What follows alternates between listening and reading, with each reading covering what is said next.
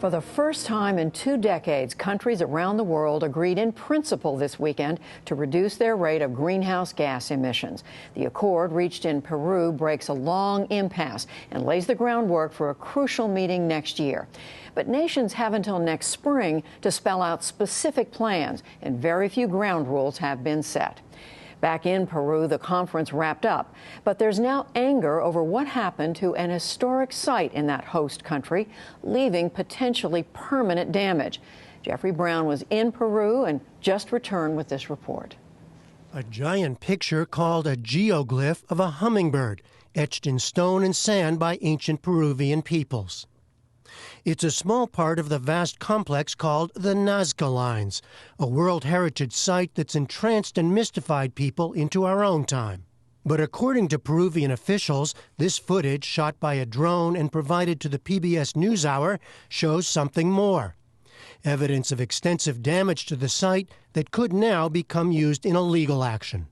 You see the light here over there? The story began a week ago when before dawn, 20 members of the environmental group Greenpeace trekked to the site, which is strictly off limits to visitors. In cloth letters, they spelled out, "Time for change, the future is renewable, Greenpeace." It was a message aimed 260 miles away at the climate conference in Lima, where leaders from 196 nations were negotiating over limits to carbon emissions. From here, from the Nazca Lines, we are sending a strong message to political leaders, and with this we expect that they take action urgently to avoid the worst impacts of climate change. It was bold, brash, and public. Greenpeace shot and released its own video of the action, the kind of big statement the group has been known for in the past.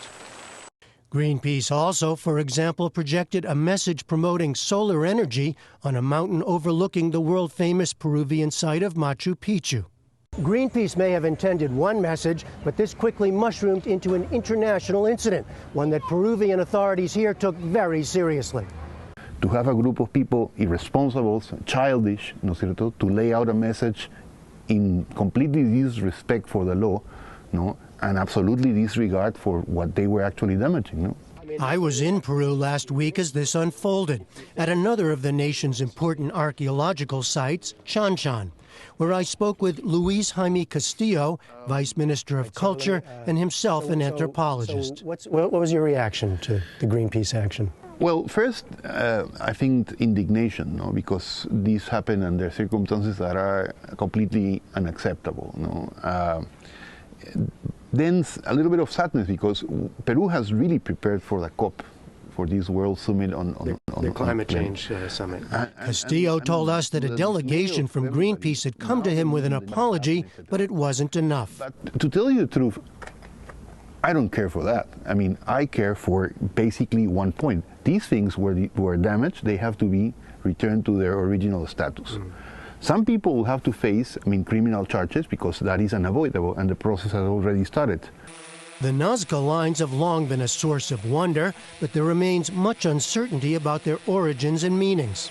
They consist of hundreds of pictures and are thought to have been created over a long period from 500 BC to 500 AD.